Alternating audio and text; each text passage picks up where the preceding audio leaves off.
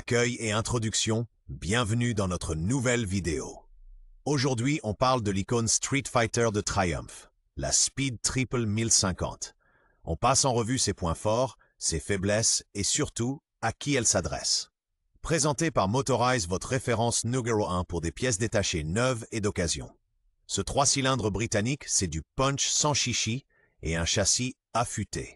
Reconnaissable entre mille avec sa double optique et son bras oscillant monobras.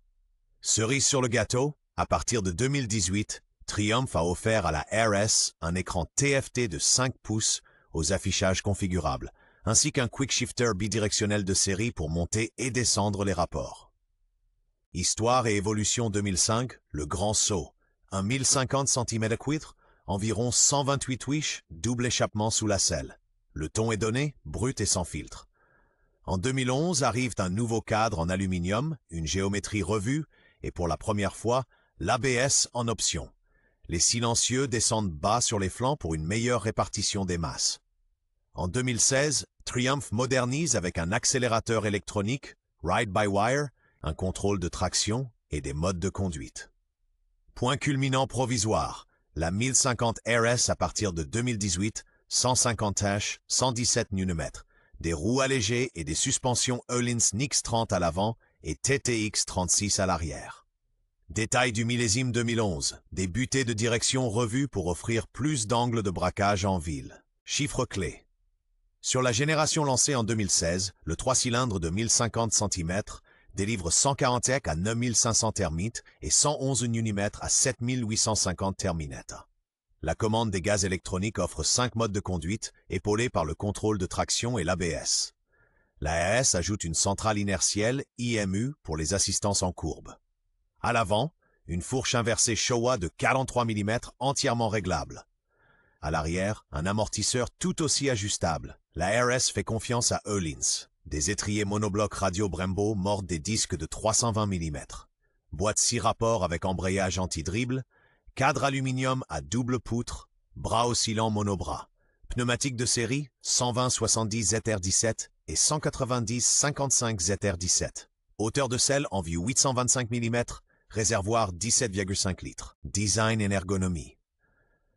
La Speed Triple assume pleinement son héritage Street Fighter. Phare jumeaux acérés, cadre périmétrique compact, roue arrière dégagée grâce au monobras. Selon le millésime, les échappements se nichent sous la selle jusqu'en 2010 ou passent en latéral bas à partir de 2011. Deux choix résolument techniques. Le large guidon en aluminium inspire le contrôle. La taille fine du réservoir favorise un serrage des genoux au plus près. La selle en 2 parties offre une liberté de mouvement surprenante. Petite attention pour les poignets. Levier d'embrayage et de frein réglable d'origine. Sur la RS s'ajoute un mètre-cylindre radial Brembo haut de gamme pour un feeling de freinage net et précis. Comportement routier et usage au quotidien. Sur route, la Speed Triple marie précision et sérénité.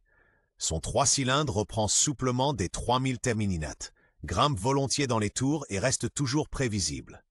Avec environ 1435 mm d'empattement et quelques 216 kg tout plein fait, elle se montre stable, tout en tombant neutre sur l'angle grâce à son large guidon. Les suspensions, fermes sans être sèches, avalent sans broncher les chaussées rafistolées. En ville, la réponse douce à la poignée, dès 2016, et l'embrayage anti-dribble facilitent la vie. Sur autoroute, la petite bulle optionnelle apporte une protection appréciable. Pratique, un indicateur de rapport bien lisible et un ordinateur de bord avec estimation de l'autonomie. Points forts et atouts. La star de l'ensemble, c'est le moteur. Un 1050 cm3, une belle présence dans les mi-régimes, une réponse immédiate et un fonctionnement raffiné. Le châssis agile à bras oscillants monobras offre une précision chirurgicale. La RS y ajoute des suspensions Öhlins Nix 30 TTX 36 et des jantes allégées. Électronique à la carte, jusqu'à 5 modes de conduite, contrôle de traction et sur la RS ABS en courbe via centrale inertielle. L'écran TFT de 5 pouces propose plusieurs thèmes et le quick shifter de série sur la RS passe les rapports à la montée comme à la descente. Un détail qui fait plaisir, les étriers monoblocs Brembo, d'un dosage exemplaire, avec du rite aviation d'origine. Faiblesses et problèmes typiques. Les premiers millésimes, 2005-2010, souffrent d'ennuis de charge, régulateurs stator qui faiblissent, tension qui s'effondre. Un régulateur MOSFET moderne est une solution pérenne. Ralenti souvent instable à cause de durite de la valve de contrôle d'air au ralenti IACV encrassé. Les premiers modèles Ride-by-Wire 2016 réagissaient parfois brutalement à la poignée. Une mise à jour récente de l'ECU cartographie améliore nettement la douceur. Les échappements sous la selle chauffent l'arrière. Conseil entretien. Graissez régulièrement l'excentrique du monobras, sous peine de grippage. Par ailleurs, le frein arrière est notoriquement faible. Une purge soignée et un liquide de frein résistant à la chaleur en améliorent clairement l'efficacité. Accessoires et personnalisation. Triumph propose un large programme d'origine. Saut de vent assorti, sabot moteur et carénage inférieur, rétroviseur en bout de guidon, tampon de protection, clignotant LED et arrière épuré. Les amateurs de son peuvent opter pour des silencieux Sleep-On Arrow. Sur la 1050 RS, des silencieux en titane sont montés d'origine. Pour le voyage, ajoutez des poignées chauffantes, une selle confort et le système de sacoche de réservoir sac arrière à fixation rapide.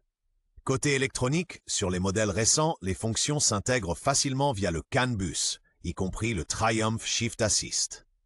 Joli détail, des protections de cadre parfaitement ajustées pour le monobras qui limitent les impacts de gravillon à l'intérieur de la jante. Cote et critères d'achat. Les modèles 2005-2010 se négocient souvent entre 4 500 et 6 000 euros. Les 2011-2015 avec nouveau cadre et ABS en option, plutôt 6 500 à 8 500 euros. À partir de 2016, version SR en Vio 140 H, comptez 8 500 à 10 500 euros. Les RS des 2018, 150 H, Öhlins et écran TFT restent le plus souvent à 5 chiffres. À vérifier. Contrôlez la tension de charge.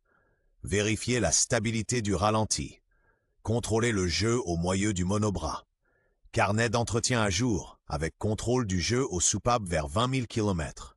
Le levier de frein avant doit offrir un point de pression constant. Quick Shifter, fonctionnement net et sans raté. Astuce, demandez à un concessionnaire Triumph via le numéro de châssis, si des rappels non effectués sont encore ouverts. Bilan et conseils d'achat. La Speed Triple 1050, c'est le Street Fighter pur et dur avec de la substance. 3 cylindres plein de caractère, châssis précis, freinage haut de gamme et une vraie aptitude au quotidien grâce au réservoir de 17,5 litres et à la hauteur de selle de 825 mm. À partir de 2016, tu profites d'une électronique moderne. La RS, dès 2018, dégaine tout son tranchant avec Öhlins, 150 Shrey, shifter et écran TFT. Notre recommandation, opte pour une 2016 ou plus récente. Pour un maximum de dynamisme, choisis la RS, et si tu enchaînes les kilomètres au quotidien, la S avec rehausse de guidon sera la plus reposante. Mordant britannique, parfaitement dosable.